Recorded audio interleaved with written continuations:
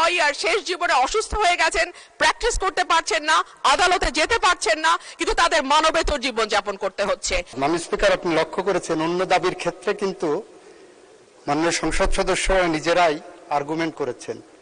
এই দাবির ক্ষেত্রে ওনারা কিন্তু পোশাক পরিহিত আইনজীবী হায়ার করে এনে উপস্থাপন করেছেন। আমি দেখেছি ব্যান্ড, ওনারা এখনো ব্যান্ড আছে।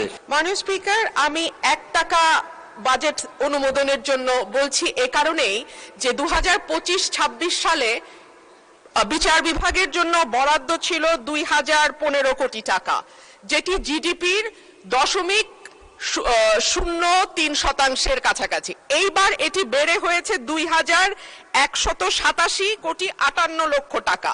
মাননীয় স্পিকার, এটাও জিডিপির 0.03% মতো, এর বেশি নয়। অথচ আমরা যদি বিটিভির মতন একটা একেবারে মানে কি বলবো, যে খাত থেকে কোনো লাভ হয় না এরকম একটি খাতের বরাদ্দের দিকে তাকাই, সেটাও দেখব বিচার বিভাগের বরাদ্দের চেয়ে কয়েক গুণ বেশি। মাননীয় স্পিকার, আমরা যদি আইনের শাসনের কথা বলি, ন্যায় বিচারের কথা বলি, সকলের জন্য সমান অধিকারের কথা বলি, সেটা একটা সুষ্ঠু বিচার বিভাগ না থাকলে সম্ভব হবে না।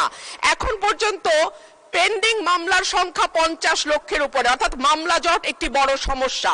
বেঞ্চ এবং বারের অধিকার যদি আমরা রক্ষা করতে না পারি, আমরা দেশে আইনের শাসন কখনোই প্রতিষ্ঠা করতে পারবো না।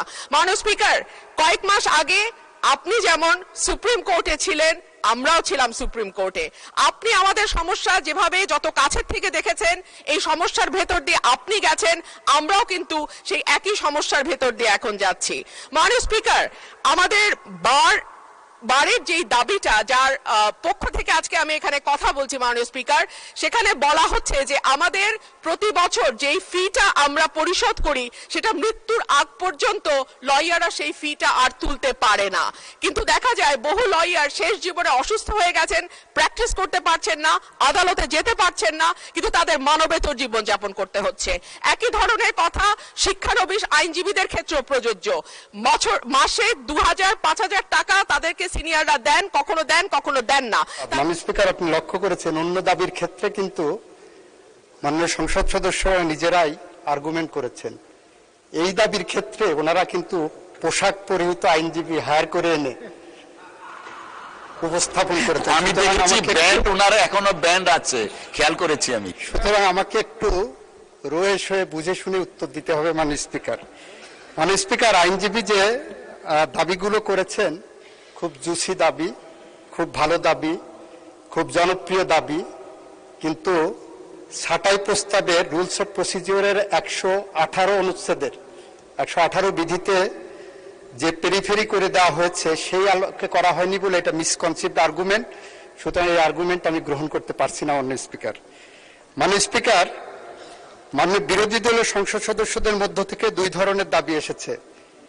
একজন সদস্য যিনি নীলফামারী থেকে নির্বাচিত, উনি বলেছেন এই বরাদ্দ অনেক বেশি হয়ে গেছে, সুতরাং সেই কারণে 1 টাকায় কমানো হোক। আর একজন সদস্য মিস্টার নজিবুর রহমান বলেছেন এই দাবি অনেক কম হয়ে গেছে, সুতরাং 1 টাকায় কমানো হোক। আমি বাণিজ্য মন্ত্রীর সাথে কণ্ঠে কণ্ঠ মিলিয়ে বলতে পারি, একটা ফু দিয়ে দেন, তাহলে 1 টাকা দিয়ে গোটা আইন বিভাগ চলবে।